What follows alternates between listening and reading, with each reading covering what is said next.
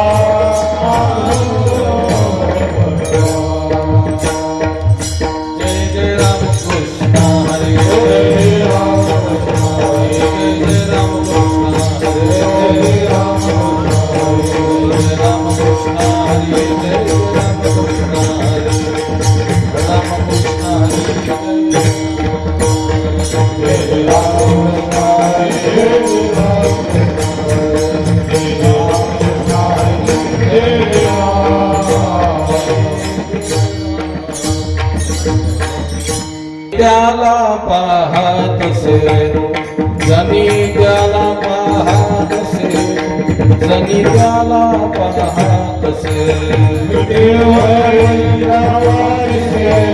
जनित्याला पाहतसे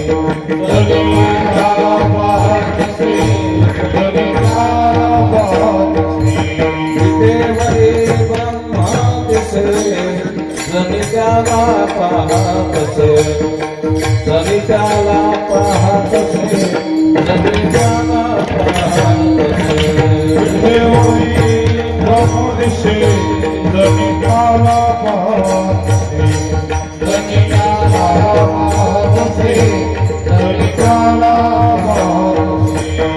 देव भक्ताचा चित्त जाणीदासाचे चित्त दानीदासाचे चित्र दानीदासाचे चित्र दानीदासाचे चित्र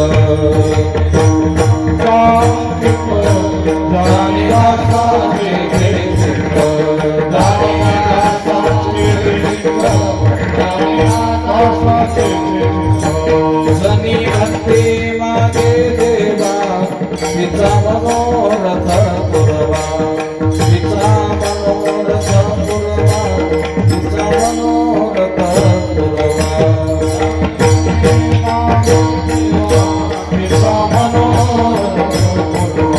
तिचा मनोरथ पुरवा तिचा मनोरथ पुरवा जनी भक्ती मागे देवा तिचा मनोरथ पुरवा तिचा मनोरथ पुरवा तिचा मनोरथ मागे देवा पिता मनोरथ पुरवा पिता मनोरथ पुरवा पिता मनोरथ पुरवा देव भक्ताचा चित्त दानीदासाचे चित्त दानीदासाचे चित्त दानीदासाचे चित्त देव भक्ताचा चित्त दानीदासाचे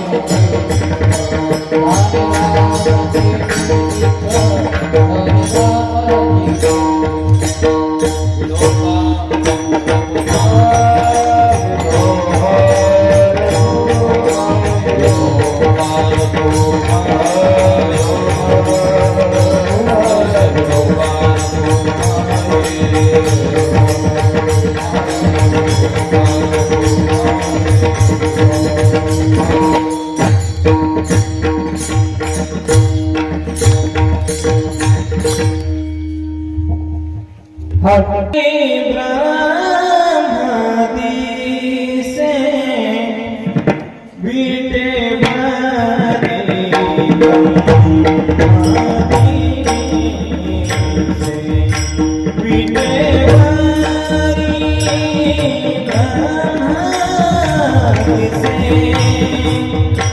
विटे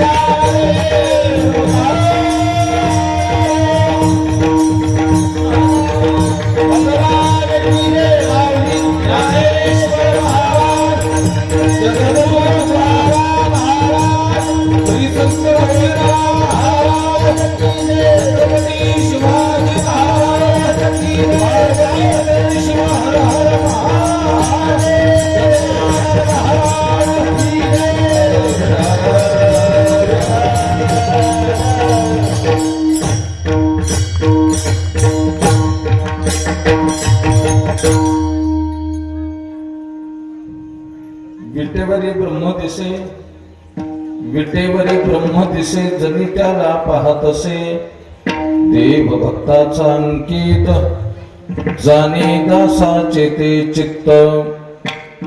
जनी भक्ती मागे देवा, जनी भक्ती मागे देवा, तिचा मनोरथ पुरवा. देव भक्ताचा अंकित, जाणे दासाचे ते चित्त. विठाला विठाला ताल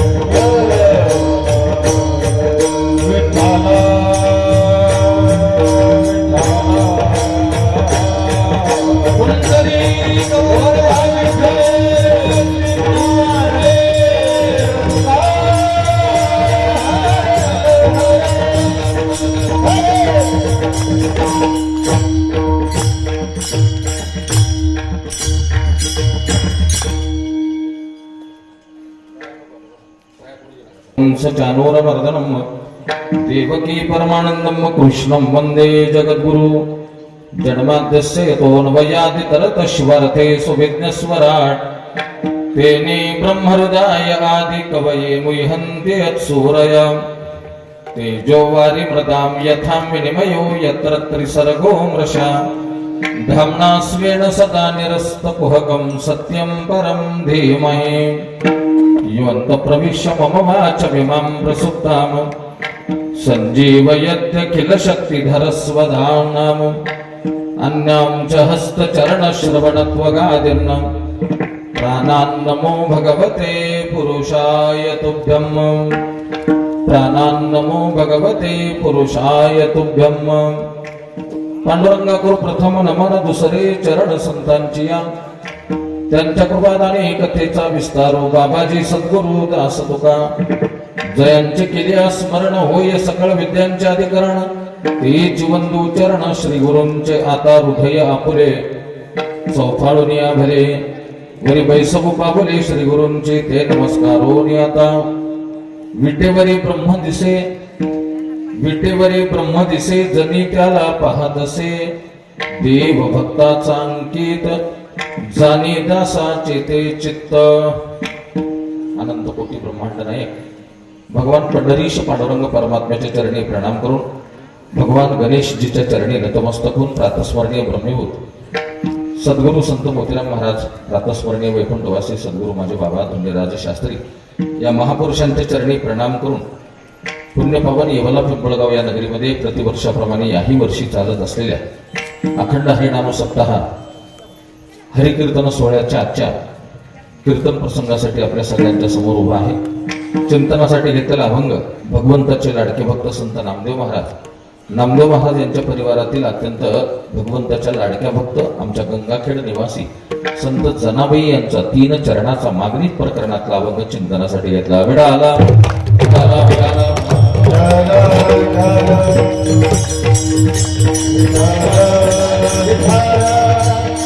उपस्थित सर्व आदरणीय गुरुजन गायनाचार्य मंडळी आपल्या परिसरातील सर्व भजनी मंडळी दोनही गोड मृदंगाचार्य माझा आवाज तुमच्यापर्यंत पोहोचती करणारी यंत्रणा आदरणीय सर्व श्रोते मंडळी माता भगिनी गावातील सर्व तरुण कार्यकर्ते मंडळी सप्ताहाची सर्व संयोजक मंडळी विशेषत्वाने नेहमी माझ्या संपर्कात असतात आणि आपल्या आदरणीय परिसरातलं वैभव संभाजी महाराज या ठिकाणी आणि बाकी सर्व श्रोते मंडळी आपल्या सगळ्यांच्या चरणी प्रणाम करत अभंगाचं चांगलं निरूपण करण्याचा प्रयत्न करतो।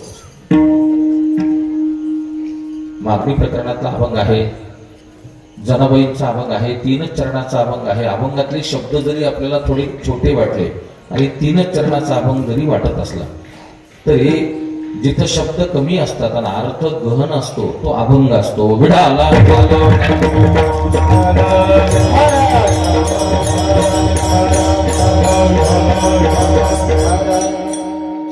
शब्द जिथं जास्त आहेत आणि अर्थ काहीच निघत नाही त्याला वर्तमानपत्र म्हणतात।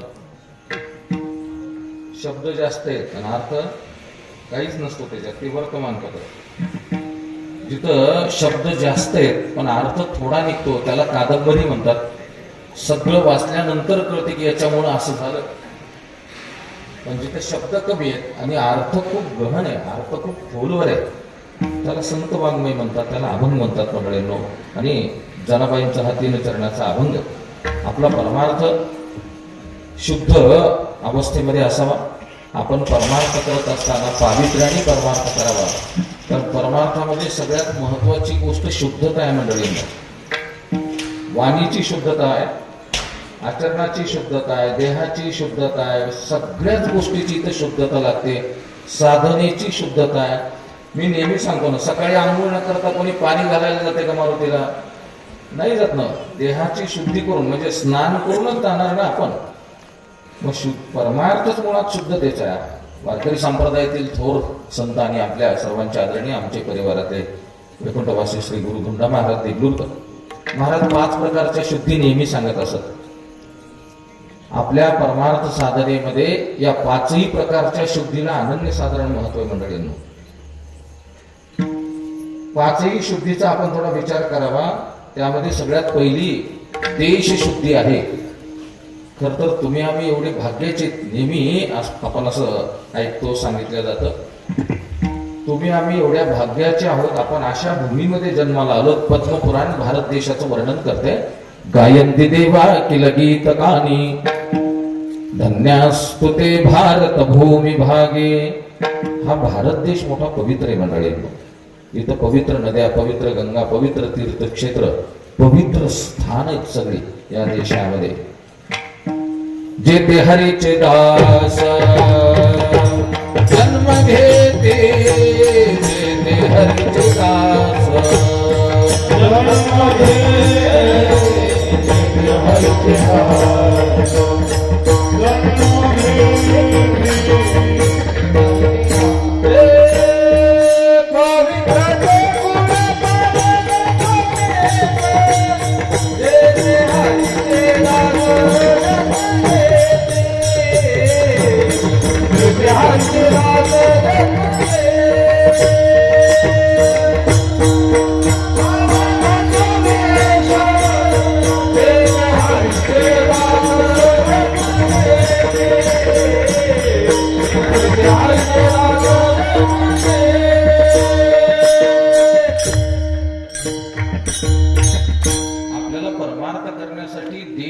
जी लागते ती आपल्याला मिळाली.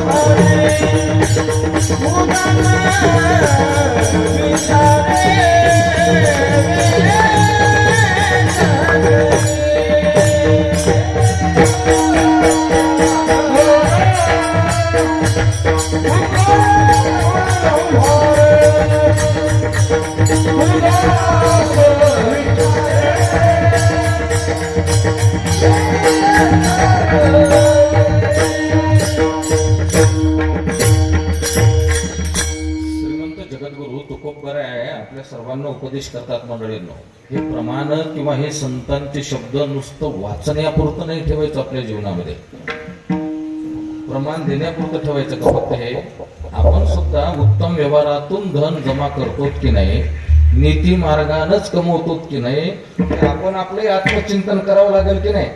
आणि आमच्यासारख्या इथं जास्त करावं लागेल, कारण आम्हाला तुम्हाला दोन गोष्टी उपदेशाच्या सांगायच्या आहेत. बरोबर आहे ना? द्रव्यशुद्धी अत्यंत महत्वाची मंडळींनो. बघा तुम्ही इदम भागवतं नामम पुराणम ब्रह्मसंहितम, भागवत कथा जर चांगल्यांची ऐकली असेल ना, चांगल्यांची मुद्दाम म्हणायलो मी. त्या भागवत कथेमध्ये राजा परीक्षितीने कलीला दंड दिला ना, तर कलीला पहिले 4 जागा दिल्या की बाबा ह्या 4 जागेवर तू थांब, इकडे तिकडे तू कुठं हिंडायचं नाही, म्हणजे इकडे तिकडे तुझं वास्तव्य नाही. पण कलीनं पंचमम याचमानाय, 5वी मागून घेतली जागा कलियुगानं, म्हणजे कलीनं. पहिले राजाने 4 जागा दिल्या होत्या. सुतवाच द्यूतम पानम स्त्रियाम हिंसाम तत्र चतुर्विधम भवेत, द्यूतम पानम स्त्रियाम हिंसा. जिथं द्यूत आहे, जिथं जुगार आहे, जिथं मटका आहे, तिथं कली आहे. जिथं दारू आहे, मद्यपान आहे, तिथं कली आहे. राजा परीक्षेतून दिलेल्या जागा. धर्मपत्नी सोडून परस्त्रीचा भोग आहे, तिथं कली आहे. जिथं हिंसा आहे तिथं कली आहे. पण कली काय म्हणला राजाला, ह्या 4 जागा थोड्या कमी पडतात म्हणला मला. पंचमम याचमान आहे, 5वी मागून घेतली. कोणती? जिथं अनितीचं धन आहे, म्हणजे वाईट वाईट मार्गाने आलेला जिथं पैसा आहे तिथं कली आहे. विठाला आणि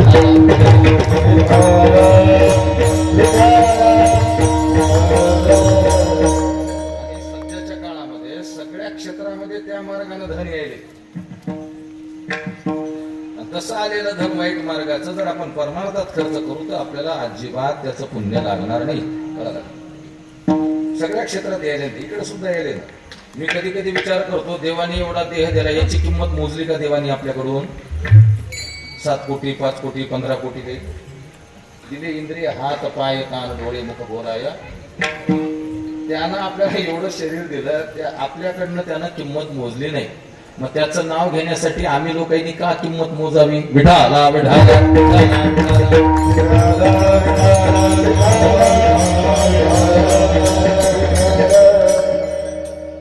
कळलं का मी आता वाक्य बोललेलं? आणि तसल्याला समाज शहाणं म्हणतो, मोठं म्हणतो, तद्विद्यात्मन मायाम येता भास येता तमा. सगळा परमार्थ सगळा हे करून टाकला. तुम्ही आम्ही परमार्थाच्या उड्या मारत राहतो नुसत्या. कळायला ना बोलला? द्रव्यशुद्धी आहे का ती? द्रव्यशुद्धी आहे ती. परमार्थामध्ये द्रव्यशुद्धीला महत्व आहे मंडळींना. चौथी शुद्धी आहे देहशुद्धी. आपल्याला ज्या देहाद्वारे, देहातल्या इंद्रियाद्वारे परमार्थ करायचा आहे, साधना करायची, याची सुद्धा शुद्धी आपल्याला करून घ्यावी लागते. ज्ञानोबराय दोन्ही अंगाची शुद्धी सांगतात. मग अंतर्बाह्य गेले, निर्मळत्व एक झाले, किंबहुना उरले शुचित्वाचे.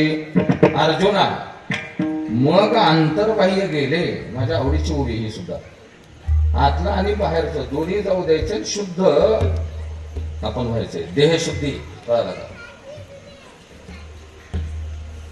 बाह्य अंगाची देहशुद्धी कशानं होते? तर कर्मे धूतला सांगू. माऊली पुढे बोलतात, तुम्हाला चांगले कर्म करावे लागतात, बाह्य शरीर आपल्याला पवित्र करता येते. आणि चांगल्या महात्म्याचं ज्ञान ऐकावं लागेल. विद्यंते हृदय ग्रंथी चिद्यंते सर्व संशया क्षीयंते चास्य कर्माणि. भागवत महापुराण प्रथम स्कंद पहिल्या अध्यायाचे श्लोक आहे. आपल्याला चांगलं ज्ञान ऐकावं लागेल, म्हणजे आतलं सगळं जाईल आणि तिथं काय होईल? पावित्र्यता प्राप्त होईल, शुद्धता प्राप्त होईल, अज्ञानाला छेद जाईल. कळालं का? दोन्ही अंगाची पावित्र्यता प्राप्त करून मग रामकृष्ण हरी म्हणायचं. उदाहरणार्थ कोण्याच अंगाची जर पावित्र्यता नाही आपल्याकडे, कर्मही चांगले नाहीत आपण, आणि ज्ञानही आपण चांगलं आत्मसात करत नाही, तर मग काही उपयोग होत नाही त्याचा. जरी आपल्याला कलियुगामध्ये प्रथमदर्शनी सगळ्यात प्रभावी भगवंताचं नामचिंतन सांगितले, तर नामाच्या सगळ्या प्रक्रिया आपण नेहमी चांगल्या करून लक्षात घ्या. नाम असं म्हणत नाही आपल्याला की माझं नाव, म्हणजे देव असं म्हणत नाही की माझं नाव घेतलं की कसंही वागायला मोकळा, माझं नाव घेतलं कसंही वागायला मोकळा. सकाळी 5.5-6 घंटे देवाचं नाव घ्यायचं आणि उरलेल्या 6 घंट्यात कसंही वागायचं, असं आहे का? त्या प्रक्रिया सगळ्या ह्या नामाच्या. आपलं काय झालंय, आपण त्या तेवढ्या खोलवर किंवा तेवढ्या डीप मध्ये आपण कधी जातच नाही ना चिंतनामध्ये.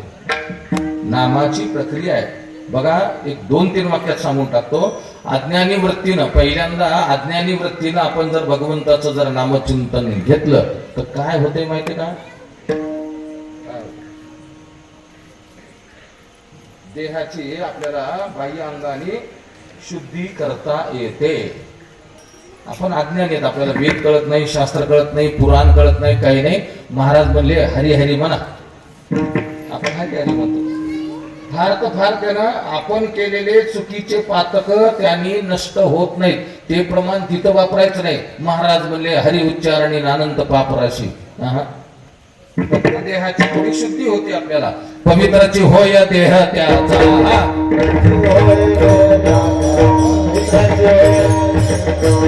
हरिपाठ कीर्ती मुख्य जरी गाय, हरिपाठ कीर्ती मुख्य जरी गाय, पवित्राची होय देह त्याचा, पवित्राची होय देह त्याचा.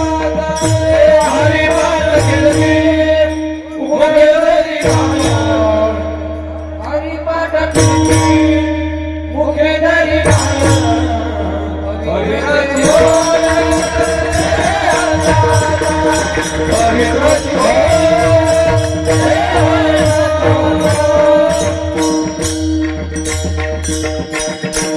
देहाची शुद्धता होते फक्त मंडळींना. म्हणून माझं वैयक्तिक मत असं आहे, वारकरी म्हणून घेणाऱ्यांनी फक्त सकाळी किंवा संध्याकाळी म्हणजे काकड्याला किंवा दुपारतीलाच हरिपाठ म्हणावा अशातला भाग नाही. त्याला जेव्हा जेव्हा वेळ मिळेल तेव्हा तेव्हा त्यांनी हरिपाठ म्हणत राहावा, कारण देहाची शुद्धता होते आपल्या. नामाचा पहिला प्रकार हा प्रक्रियेतला. आता देहाची शुद्धी झाल्यानंतर शुद्ध झालेल्या देहाने भगवंताचंच नामचिंतन घ्यायचं आपल्याला, दुसरं काय घ्यायचं या युगात? हरी हरीच म्हणायचं. पण देह शुद्धी करून, मग देहाची शुद्धता करून जर आपण भगवंताचं नामचिंतन घेतलं तर तो भगवान परमात्मा आपल्यावर कृपा करतो. पण देहाची शुद्धता ती महत्वाची. मग देवाची कृपा झाल्यानंतर सुद्धा पुन्हा भगवंताचंच नाम आहे. त्यावेळी दुसरं काय? देवाची कृपा झाल्यावर जर पुन्हा आपण भगवंताचं नामचिंतन घेऊ लागलो तर तो देव काय करतो? चांगल्या महात्म्याची भेट घालून देतो. तो महात्मा आपल्याला ज्ञान देतो आणि त्या ज्ञानाने मग आपल्याला मुक्त होता येतं. म्हणजे नामापासून सुरू झालेली प्रक्रिया शेवटी ज्ञानापर्यंतच येते मंडळी. संपला विषय. ही सोपी नामाची 3 टप्प्यातली प्रक्रिया सांगितली मी. देहशुद्धी फार महत्वाची. दोन्ही अंगाने शुद्ध होऊन परमार्थ करा. दोन्ही अंगाने हे शुद्ध होऊन परमार्थ करा. दोन्ही अंगाने. म्हणून देहशुद्धी ही 4थी शुद्धी आहे. धोंडा महाराज 5वी शुद्धी सांगायची, चित्तशुद्धी बोला. देहशुद्धी बरोबरच चित्तशुद्धीलाही अत्यंत महत्व आहे. जर आपण परमार्थामध्ये चित्तशुद्धीनी साधना केली तर काय बघायचं? येऊनी गोपाळ राहे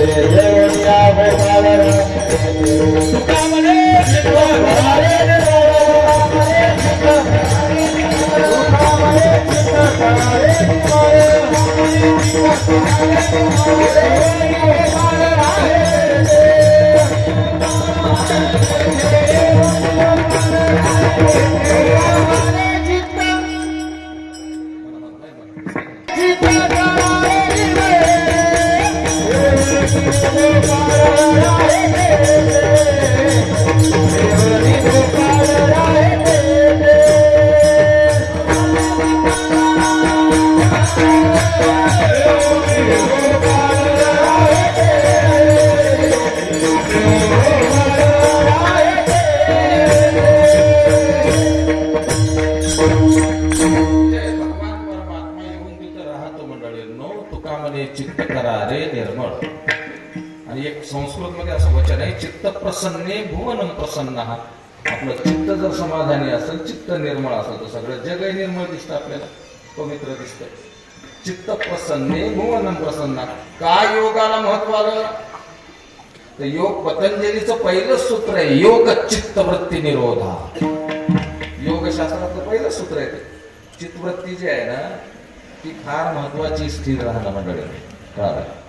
ती निर्मळ, पवित्र, शुद्ध, तर सगळा परमार्थच त्याच्यावर डिपेंड आहे. तुका मने चित्त झालिया निर्मळ.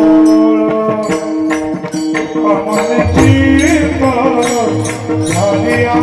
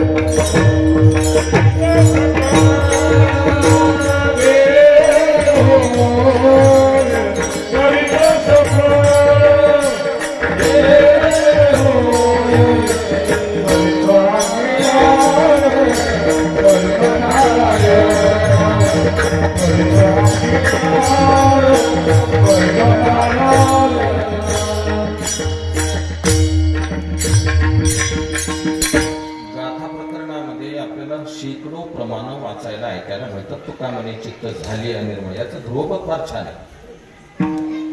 मगच भगवान परमात्मा आपला स्वीकार करतो, अन्यथा करत नाही. मग चित्तशुद्धी ही अत्यंत महत्वाची. आपण 5ही प्रकारच्या शुद्धी प्राप्त करावं. एकदा चित्त निर्मळ झालं, चित्त एकदा शुद्ध झालं मंडळींनो, की हे दृष्टी बदलते आपली. आपणच जर स्वतः निर्मळ असतो तर सगळीकडे आपल्याला निर्मळपणा दिसतो, शुद्धपणा दिसतो. महाभारतामध्ये घेऊन जातो तुम्हाला,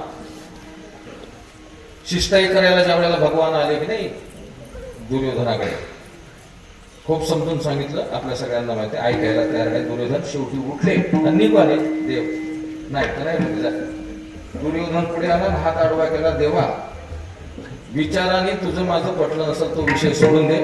सकाळी आला होतास तू, दुपारचे 2 वाजायची वेळ आली, जेवण करून जा. 5 पकवानाचं जेवण तयार आहे, बाकीचा जाऊ दे विषय, ते सगळं बाजूला. तुझं माझं पटत नाही, जेवायला का ना, आपण जवळचे आपण जेवायला काही गेले का? भगवान म्हटले सर दुर्योधन मला जाऊ दे. दुर्योधन पुन्हा आडवा आला, म्हणजे हात आग्रह करू आला. देवा चला की जेवायला, ताट मांडले. भगवान म्हटले सर. दुर्योधन तिसऱ्यांदा आल्यावर समोर मग भगवान बोलू लागले. हे दृष्टी सांगावी मी, म्हणजे आपली दृष्टी निर्मळ होते लगेच.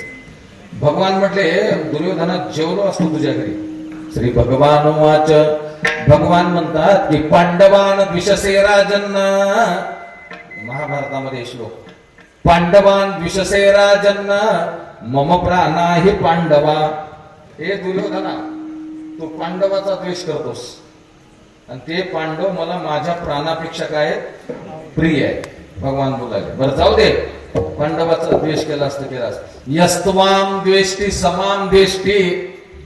अरे तुझं अंतःकरण बरोबर नसल्यामुळं तू सगळ्याचा द्वेष करू. मी एवढं चांगलं सांगायला आलो तरी माझा द्वेष, माझा ऐकून झाला असतो. यस्त्वाम द्वेष्टी समाम द्वेष्टी. आणि इतक्यावरही मी जेवलो असतो. तू वारकरी नाहीस, नच भक्तो नच वैष्णवा. जेवलो असतो न जेवायला काय झालं, बरोबर आहे. मग आज क्षमा मागून बोलतो. आज एकादशी आहे ना, एकादशीला ज्या 11 गोष्टी आपल्याला टाळायला सांगितल्यात की नाही, आजच्या दिवशी माणसानं 11 गोष्टी घेऊ नये. त्याच्यामध्ये ही गोष्ट सांगितली की ज्याच्या गळ्यात माळ नाही त्याच्या हातचं पाणी सुद्धा पिऊ द्या. विढाला विढाला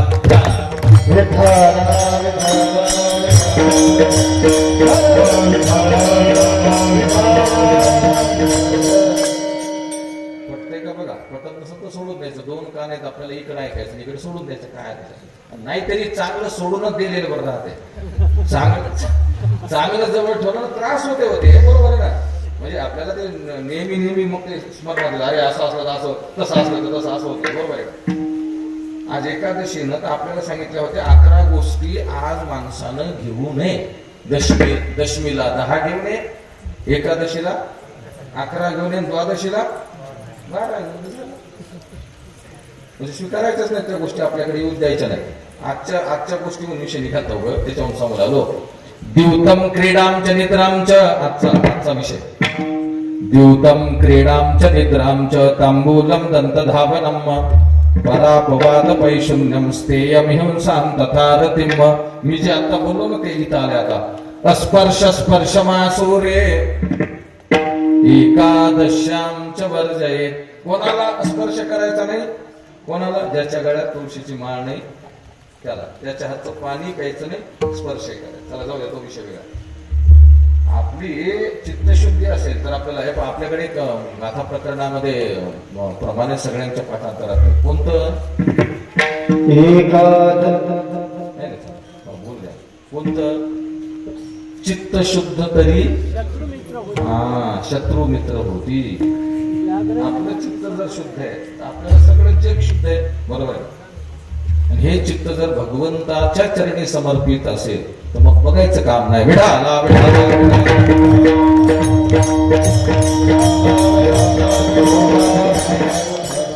अवघीचे त्रैलोक्य आनंदाचे आता. पण कधी चैतन्य महाराज दिग्लूरकर आता या शब्दावर मोठं गोड होतात. कधी चरणी जगन्नाथा चित्त ठेवे. ज्या वेळेला चरणी जगन्नाथाच्या चित्त जाईल, ती जी वेळ असेल, तो जो काळ असेल, तेव्हा आत्ता शब्दाचा अर्थ, आत्ता म्हणजे आताच नाही कीर्तन झाले की आत्ता पाकिट असं नाही. आत्ता शब्द कसा आहे तिथं बघितला का तुम्ही? ज्या वेळेला आपलं चित्त भगवंताच्या चरणावर समर्पित होईल त्यावेळेला आत्ता शब्द आता आपल्याला आत्ता हा कशा अर्थाने वाटतो? लगेचच्या लगेच आहे की नाही? ज्या वेळेला आपलं चित्त भगवंताकडे आपण समर्पित करू ना मंडळींनो, हे सगळं जे जग आहे ना, हे सगळं जे विश्व आहे ना मंडळींनो, हे भगवतमय दिसल आपल्याला. कळालं का? ऋग्वेदामध्ये भगवंताची व्याप्ती सांगितली. ऋग्वेदातल्या पुरुष सूक्तामध्ये भगवान परमात्मा कसा सर्वव्यापी लक्षात आणून दिलेला आहे. हरिः ओम सहस्र शीर्षा पुरुष सहस्राक्ष सहस्रपाद सभोमिं विश्वतो व्रत्वा त्ययतिष्ठ दशांगुलम पुरुष एवेदम. हे ऋग्वेद. भगवान परमात्मा सर्वव्यापी आहे मंडळींनो. तोच दिसतो. जे जे दृष्टी दिसे ते ते हरिरूप. पूजा ध्यान कधी चित्त जर तसं शुद्ध झालं असेल तर मग चित्त शुद्धीला अनन्य साधारण महत्व आहे. परमार्थ त्याच्याशिवाय पुढे सरकतच नाही मंडळींनो. एक पाऊल सुद्धा परमा. हे आमच्यासारख्याने किती नाटक करू द्या, आम्ही देवदेव करतो. आमच्या चित्ताचा वेध घेणारा तो भगवान परमात्मा आहे. त्याला कळते सगळं. खरंच याचं किती निर्मळ आहे. खरंच हा नाटक करायला लागला. कळालं का? तो घेतो ना चित्ताचा वेध. पण ज्या वेळेला ही अवस्था, ज्या वेळेला ही स्थिती असेल, ज्या वेळेला चित्त असं तद्रूप झालेलं असेल, निश्चित या विश्वामध्ये सुद्धा तोच भगवान परमात्मा दिसतो. कळालं का? जसं नाथ महाराज हरिपाठामध्ये सांगतात की हे ब्रह्मांड असो का पिंड असो, हरिविन सारा व्यर्थ भ्रम.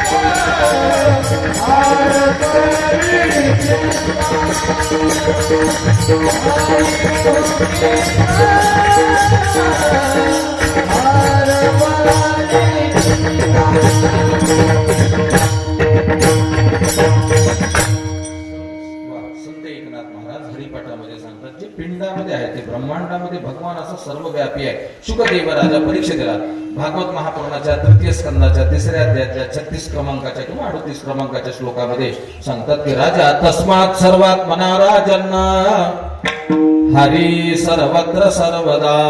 भगवान सर्वव्यापी श्रोतव्या कीर्तितव्यश्च. भगवान परमात्मा सर्वव्यापी आहे. जे पिंडामध्ये आहे तो ब्रह्मांडामध्ये. ज्ञानोबारायांना विचारा, ज्ञानोबाराय तेच सांगतात आपल्याला. ज्ञानोबाराय म्हणतात की जे पिंडात आहे ते ब्रह्मांडात आहे आणि पिंडात ब्रह्मांडात जे आहे तेच तर मी विटेवर बघितलं. तीही उभी मोरते विटेवर उभी मोरते.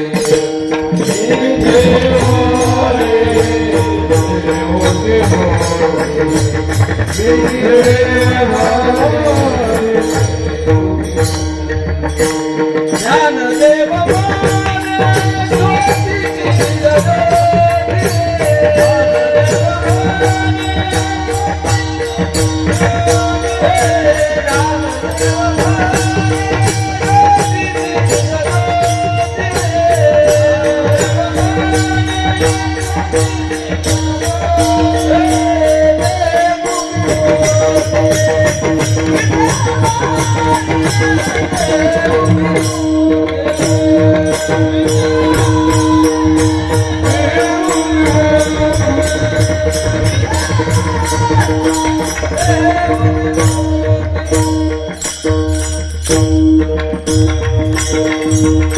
सर्व साधू संत पिंडामधलं ब्रह्मांडामधलं तेच तत्व विटेवरच्या देवामध्ये बघतात मंडळींनो, कारण तो सर्व व्यापी आहे.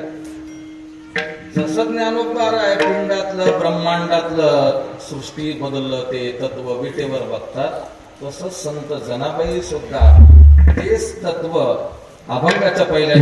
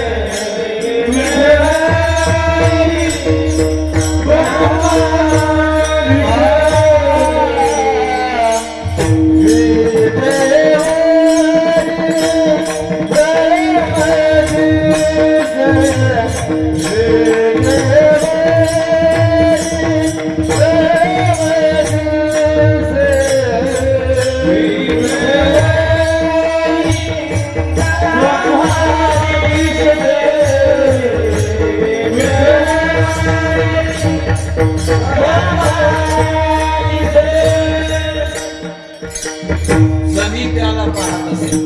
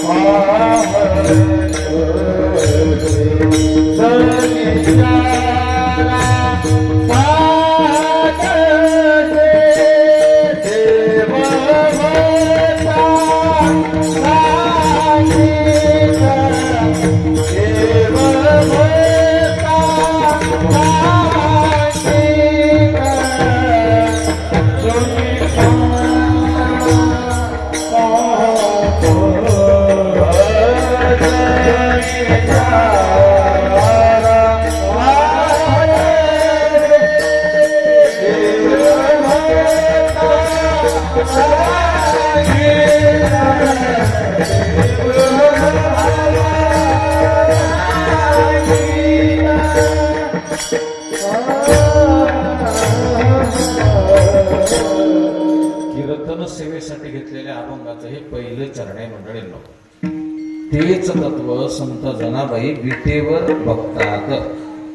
विटेवरी ब्रह्म दिसे. जर चित्त शुद्धी असेल तर ते तत्व आपल्याला जे जगामध्ये व्यापून उरलेले तेच तत्व विटेवर दिसते आपल्याला मंडळींनो. आज जी आपल्याला मूर्ती दिसते की नाही, फारस नेटच्या आहारी जात जाऊ नका बरं का. नेटवर साधू संतांचा सहवास असं काहीतरी टाकलेलं. आपण आपला गाथा उघडावा, ग्रंथ उघडावा, प्रत्यक्ष प्रमाण बघावं, बरोबर आहे का. तर काय झालं ते भलताच त्याच जास्त झाले. चित्रपट सृष्टीपेक्षा आमच्या परमार्थातच हे जास्त घुसले. नेट आजचं कीर्तन, झालेलं कीर्तन, उद्याचं कीर्तन, व्हॉट्सअपला सगळी ते गेले दुसरीकडे. कोण पिक्चर मध्ये लोक.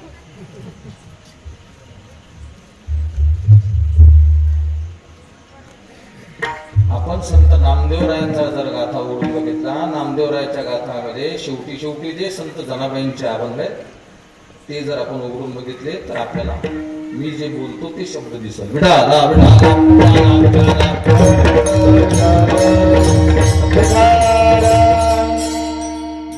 विटेवरी ब्रह्म दिसे, जनी त्याला पाहत असे.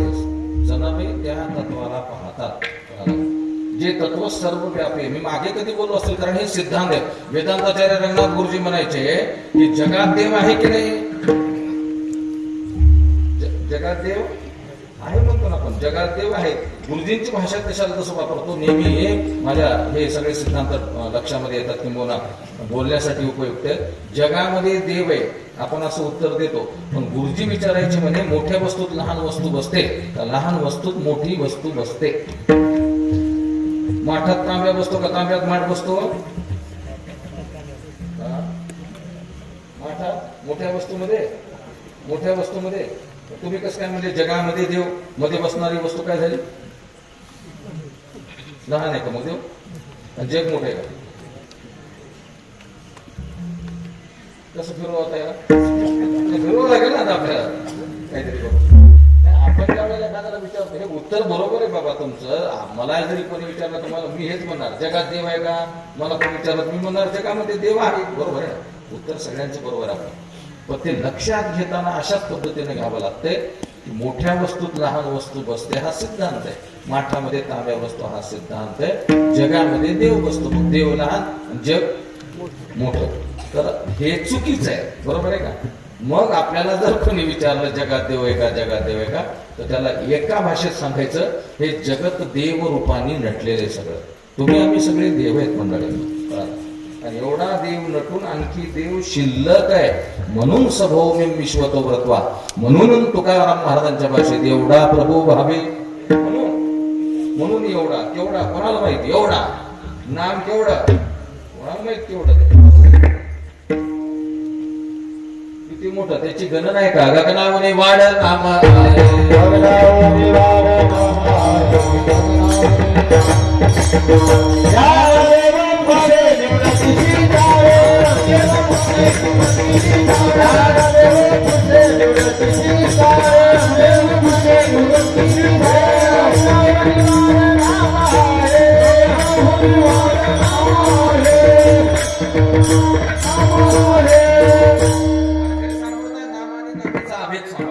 नाम आणि नामी वेगळे नाही. तर नाम गगनापेक्षा मोठे. राम राम हे नाव गगन आभाळ किती मोठे आहे, मग त्याच्यापेक्षा कित्येक पटीनं राम मोठा आहे. बरोबर आहे, किंवा तो देव मोठा आहे. आणि असं सर्वव्यापी असलेलं तत्व जनाबाई विटेवर बघतात.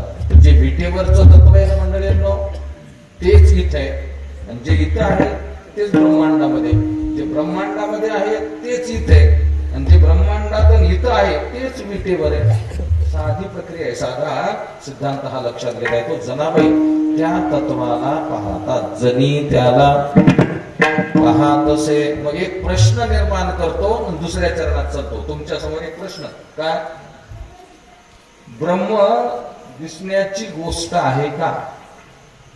ब्रह्म या डोळ्याला दिसतंय का? मग जनाबाई कसं म्हणतात? विटेवरी ब्रह्म दिसे. नाव घ्यावं एखाद्या देवाचं नाव घ्यावं. ब्रह्म काय म्हटलं? त्या ब्रह्म ही दिसण्याची गोष्ट आहे का? ब्रह्म पाहता येते का? ब्रह्म हाताला लागते का? वगैरे वगैरे वगैरे. मग त्याचा आपल्याला संदर्भ शेवटी आपल्याला सगळं झाल्यानंतर चिंतनामध्ये घेता येतो. ब्रह्म कसं आहे, ब्रह्म कसं सर्वव्यापी आहे, वगैरे वगैरे. त्या विषयाकडे मला जायचं नाही.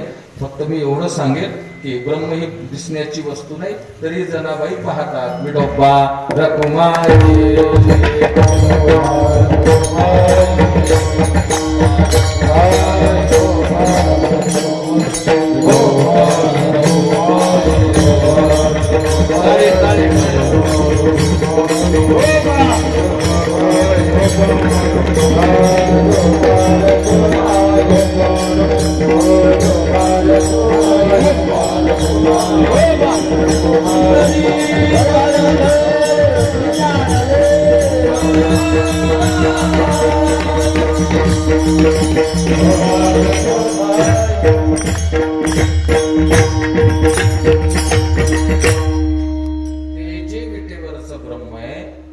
दिसत नाही, ब्रह्म आपल्याला पाहता येत नाही मंडळींनो.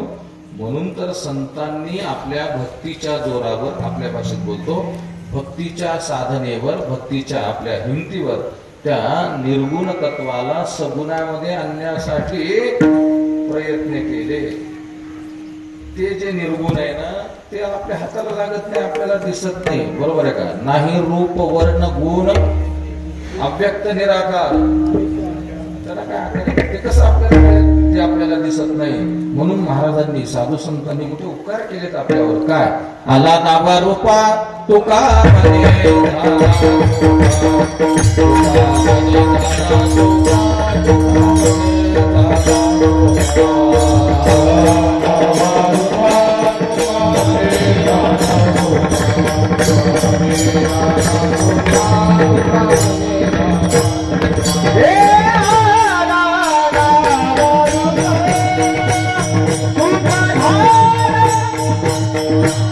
तुका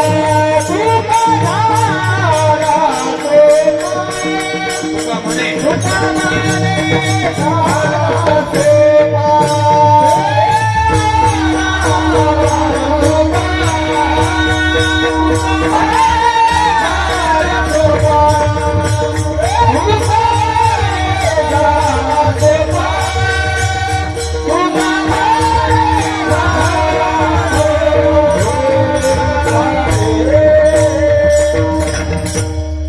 ते सोपं आपल्या समोर भगवंताचं स्वरूप या सगळ्या संतांनी प्रगट केलं मंडळी.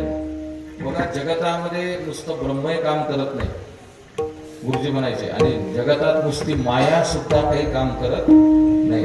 ब्रह्म माया दोन्ही एक झाल्यावर मग हेच जग आहे.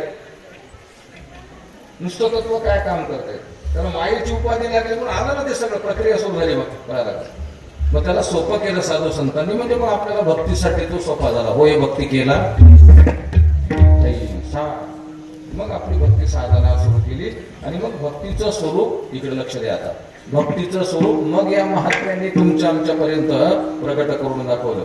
भक्ती आपल्याला करायची तर कशी करावी, भक्ती कशी आहे, देवाला आवडणारी भक्ती कोणती, आपण करतो ती भक्ती कोणती, हे विस्तृत विवेचन केलं. वेगवेगळ्या भक्ती सूत्रकारांनी भक्ती समजून सांगितली. मग सगुणाची करायची असल्यामुळे आपल्याला कळालं का, कारण आपण निर्गुणामध्ये तर राहू शकत नाही, निर्गुणाला बघू शकत नाही, पुन्हा पुन्हा तोच तो सिद्धांत सांगत बसायचा नाही. आपल्याला सगुण दिसतंय ना ते रूप, तर त्याची भक्ती करता येते आपल्याला, संतांनी ती केली. हा आता अडचण एवढी की आपण त्या भक्तीचं स्वरूप समजून भक्ती करत नाहीत, मग म्हणून ते सगुण तत्व आपल्या कामाला पडत नाही. त्याची जर आपण समजून कळून भक्ती जर केली, साधना केली, तर आपल्याला तेही कामाला पडते. मागे पुढे उभा सांभाळी. पण आपण भक्ती बघा, पांडवाने केली ती भक्ती, गोकुळातल्या गवळणीने केली ती भक्ती, त्याचं सगळ्यांनी वर्णन केलं. मी एक दोन भक्ती सूत्रकाराचे जर तुम्हाला सूत्र सांगितले, एक भक्ती सूत्रकार सांगतो, पूजा दिशम अनुरागा. आपण म्हणजे सगुणाची पूजा करून बघावी फक्त, आणि त्या पूजेमध्ये प्रेम आपलं ओतावं. भक्ती आहे, भक्तीचं स्वरूप आहे ते. पूजा दिशवानुरागा शांडिल्य नावाचा भक्ती सूत्रकार, गर्गमुनी, पराशर, नारद, हे मोठे मोठे सगळे भक्ती सूत्रकार आपल्याला भक्ती समजून सांगितली. मग आपण पूजाला किती महत्व देतो बघा बरं. पूजा करतात ना, पूजा त्या त्या देवाला आवडणार ते फळ देतोत का, त्या त्या देवाला आवडणार ते फुल देतोत का, कळलं का. माझ्या गणपती बाप्पाला समजा लाल फुल लागते तर त्याला लाल फुल देतोत का, महादेवाला पांढरं लागते त्याला पांढरं आहे का, जे जे काय ज्याला ज्या ज्या देवाला लागते आपण त्या अनुषंगाने पूजा करावी देवाला. तीच भक्ती आहे तुमची, तो देव तुमच्यासाठी सदैव तत्पर आहे. मग त्याचा वाहे योगक्षेम नाही अंतर तुका म्हणे महाराज नाटकाच्या भागामध्ये म्हणतात. मग आता काय करा तुम्ही, इथं जेवढे ऐकायला बसलात ना तेवढे एक ठरवून टाका. कीर्तन माझं आहे असं समजूच नका पालनकर महाराजाचं, तुम्ही तुमचं ठरवा. गणपती बाप्पांनी बुद्धी दिली म्हणून काय, आजपासून म्हणजे आजचा दिवस तर गेला, उद्यापासून आपल्या घरातले जे देवघरातले देवपाटावरचे जे देव आहेत ते एक दिवसही पारशे राहता कामा नाही. पूजा झालीच पाहिजे. घरावर सुख असो, सुखाचा वर्षाव असो का दुःखाचा असो, त्याला विसरायचं नाही. दुसऱ्याच्या हातात आपल्याला जर काही अभिटाळ आला सुतक वगैरे, तर दुसऱ्याच्या हाताने पूजा करून घ्यायची आपल्या देवपाटावरची. बघा एवढंच सांभाळा, भक्ती येते त्याला. काय त्याला बोलत आपण 15 दिवस चाललो तर राजेव बाहेर, घराला किलो देव पारशे घरी, कुठे गेलो तर 12 दिवस तिकडे गेलो म्हणा, 15 दिवस इकडे गेलो म्हणा. जायला हरकत नाही, घरच्या देवाची व्यवस्था लावून जा. घरचे देव बिना आंघोळीचे 5-5 दिवस 10 दिवस. हा म्हणतो मी इकडे गेलो तिकडे गेलो. बरोबर आहे, बरोबर आहे का. देवाला कळते ना हे, तुम्हाला घरी पार्सल ठेवायले आणि तिकडे हातात फुलारी घेऊन चालले. मी अशा घराण्यातला आहे, मी अशा कुळामधून जन्माला आलो. 200 वर्ष झालं आमच्या घरचे एकही दिवस देव पार्श्व राहिले नाही. मला स्वाभिमानाने सांगा वाटतं ही गोष्ट. तेव्हा तुम्ही या सगळे पालवला बघा, आमच्या घरचं देवघर कसं नाथ महाराजासारखं लाख लाख लाख लाख देवघर आहे. 15 दिवस कोणी नाही घरी देवायला. भक्ती करतात म्हणे भक्ती. ठरवून टाका, आज तुम्ही डिसाईड आहे, आता इथे ठरवून टाकायचं उद्यापासून एक माता भगिनींनो एकही दिवस घरी देवपाठावरचे देव पारशे राहता कामा नये. विडा आला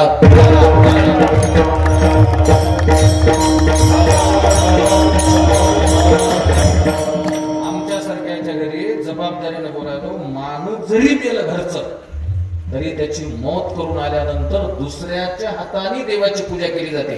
आणि ते देव काही 4-5 नाहीत, 3-3.5 घंटे पूजा लागते. जुनं घराणं असल्यामुळे 3-3.5 घंटे लागतात पूजेला, एवढे देव आहे. मग बघा चैतन्य कसं छान वाटतं ते आपल्याला. लोकांचं काय झालंय, घरी परमार्थ कमी, बाहेर महाराजाला हे लागते, महाराजाला ते लागते. आमचं उलट आहे, आमचा बाहेर कमी परमार्थ आहे, घरी जास्त आहे.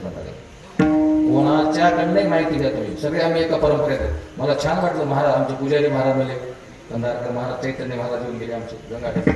आमच्या परंपरेतली माणसं सगळी. कीर्तन होतं बरे, शांत संयमी असं व्यवस्थित सायलेंट. आवडत नसतात लोकांना समजा काय काही विषय, तो सोडून द्या. मी सुद्धा कीर्तनात आता बदल करा म्हणालो, 2-3 गाणी कविता म्हणालो, म्हणजे पैसे वाढले. असं तर कोणी निक्या माणसाला मनानं वाढून दे, देत जाऊ नका. आम्हाला मागायचं नाही, कशाला द्यायचं वाढून, चांगल्या माणसाला देत जाऊ नये. विढाला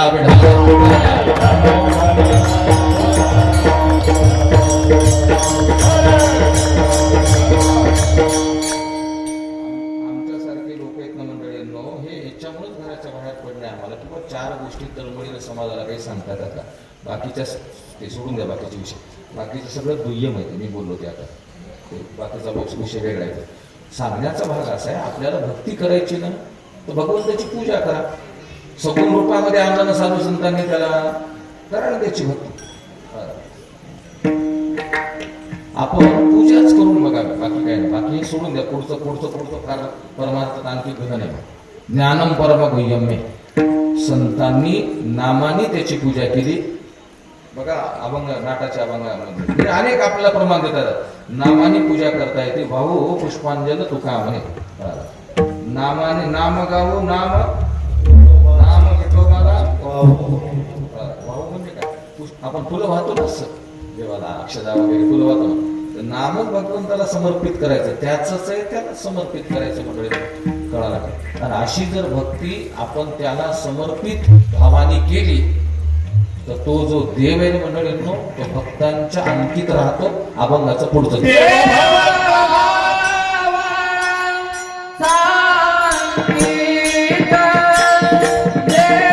भक्ताचा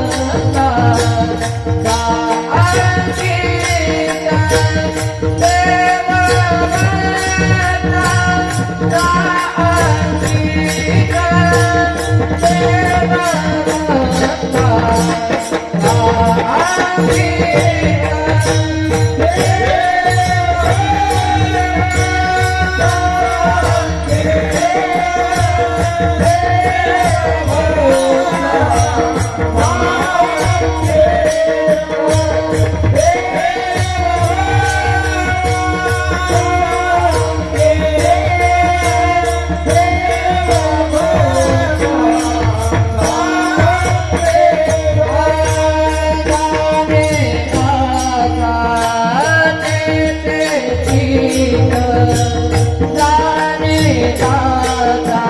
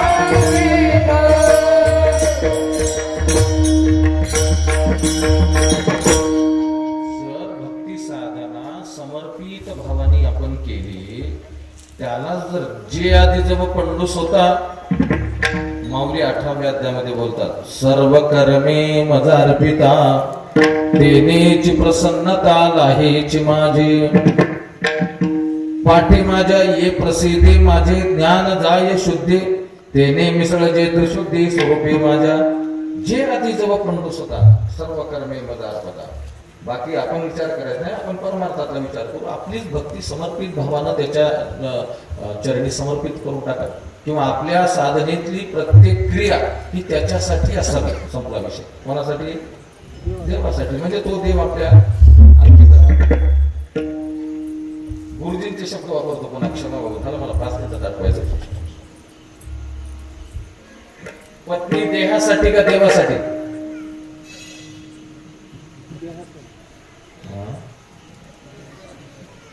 पत्नी देहासाठी का देवासाठी?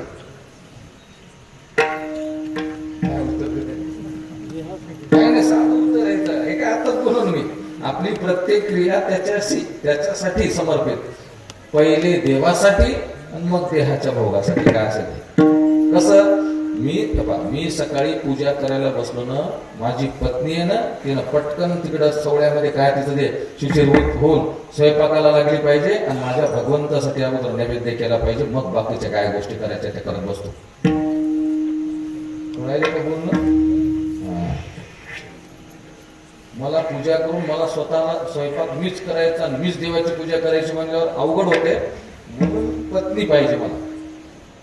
पत्नीनं मी सगळ्या म्हणजे पूजाला बसलो मी की तिकडे स्वयंपाक सुरू झाला पाहिजे, आणि नैवेद्य माझी आरती होण्याच्या आत नैवेद्य माझ्या समोर आला पाहिजे.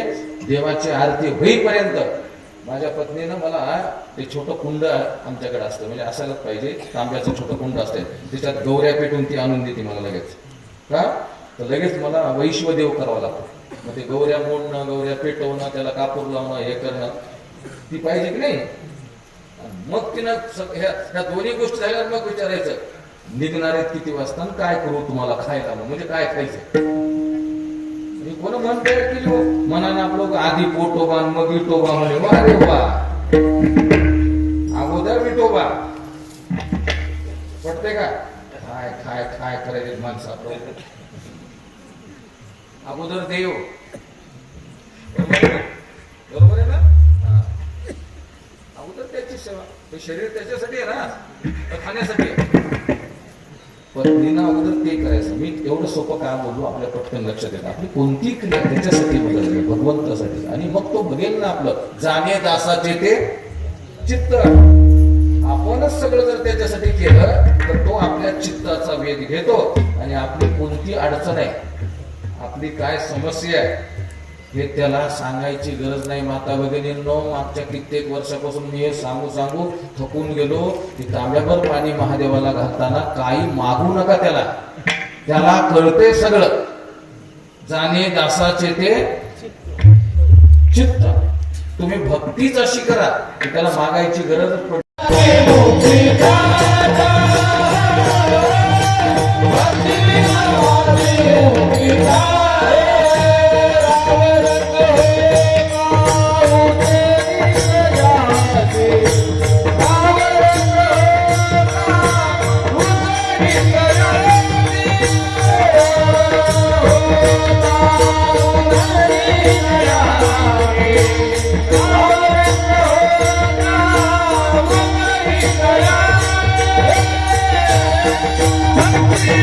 धोंड्याचा महिना यायलाय माता भगिनींनो. आता 17 मेला सुरू होते धोंड्याचा महिना. धोंडे म्हणजे हे धोंडे नाही बरं का.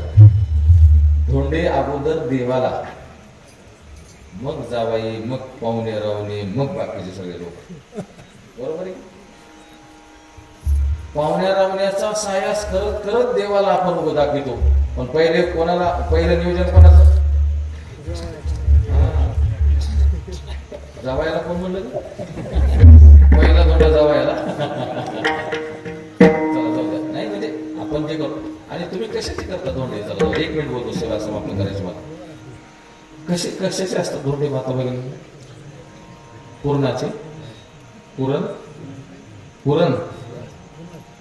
कुठं सांगितलं? तुम्ही या वर्षी पंचांग बघा, किंवा ज्या वर्षी पंचांग म्हणजे ज्या वर्षी एका वर्षभरामध्ये ते धोंड्याचा महिना येतो ना, त्या वर्षीचं जे पंचांग असतं ना, त्याच्यामध्ये स्वतंत्र संकल्प राहतात. इथून पुढे पाडव्याचं जे पंचांग येते ना, नवीन येते ना, त्याच्यामध्ये धोंड्याच्या महिन्यात दानाचा संकल्प स्वतंत्र छापल्या जातो. मग गेल्या वर्षीचं जे पंचांग आहे ह्या वर्षीचं त्याच्यात नाही ना, कारण ह्या वर्षात कुठं धोंडा होता? ज्या वर्षी ते धोंडा येणार असतो ना, त्या वर्षीचं जे पंचांग आहे त्याच्यात स्वतंत्र संकल्प असतो. बघा, हे लौकिकाचा भाग झाला माता भगिनींनो. सुधारणा करता येते का? बघा, आणखी 2-3 महिने वेळ आहे. म्हणून मी तुम्हाला सांगत, मला थोडं पुण्य मिळालं तुम्ही ते करू लागलात. आपल्याला पुरण हे लौकिकाचा विषय. पुरण घालायचं ते मध्ये गोल गोल मोठे करायचे, त्याला धोंडा म्हणायचं, त्याला नाही म्हणत. आपूप दान सांगितलं. आपूप म्हणजे अनारसे. कळायले का? अनारसेला काय म्हणतात? धोंडा म्हणतात. आपण तो महिना होऊन जातो पण अनारसेचा नैवेद्य नाही, देवाला नाही, कोणालाच नाही. घ्या माणूस मस्त आपलं खांद्यात पंचा टाकून रोज पाहुण्याच्या गावाला धोंडे खायला. आमच्याकडे 15 दिवसावर पुढे धोंडा आला तर माता भगिनींनो, तांदळाचं पीठ भिजवल्या जाते आणि माझ्या देवाला रोज अनारशाचा नैवेद्य 30 दिवस सकाळी. कळायले ना? करा तुम्ही सुद्धा. 33 अनारसे, 33 देवाला. 3दा दाखवा, तसे रोज 2 तरी दाखवा देवाला. त्याला आवडणारी गोष्ट करावी लागेल भक्तीमध्ये. मी कशामुळे लक्षात आणून दिलो, आपली जी चलते ना कोणती गोष्ट, ही आपल्या मनाप्रमाणे चलते. त्याला काय आवडतंय, त्याला जे आवडतंय ते करा, श्रद्धेनं करा, त्याला समर्पित करा. ज्ञानेश्वर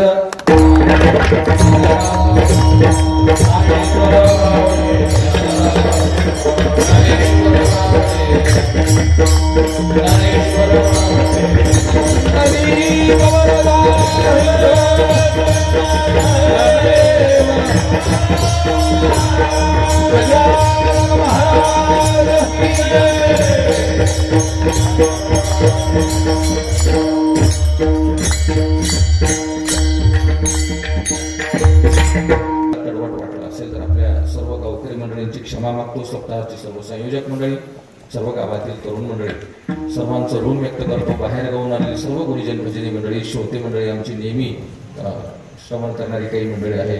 माता भगिनी, माझा आवाज तुमच्यापर्यंत पोहोचती करणारी यंत्रणा, माझा मित्र जो फिरवायला सगळीकडे तो नेट, सगळ्यांचं ऋण व्यक्त करतो. वाणीला पूर्ण विराम देतो. धावपळीमध्ये मला मागे आपल्या गणेश जयंतीला तारीख मागितली होती, पण मी बीड जिल्ह्यामध्ये कथेला होतो. एक तर प्रवास खूप असतो मंडळींनो, धावपळीमध्ये फक्त वेळेमध्ये बसत नाही, त्याच्यापेक्षा नाही म्हणावं लागतं बऱ्याच वेळेला. प्रेम आहे, आपल्या सर्वांनी आमंत्रण दिलं होतं त्याही वेळेला, पण मला येणं झालं नाही. सप्ताहातली आपली सेवा होती, यावर्षी येण्याचा प्रयत्न आहे. सर्वांच्या चरणी पुनश्च एकदा प्रणाम आणि वाणीला पूर्ण. नागो आपल्या मळकेकर त्यांना साथ करतील विठ्ठल महाराज निळे.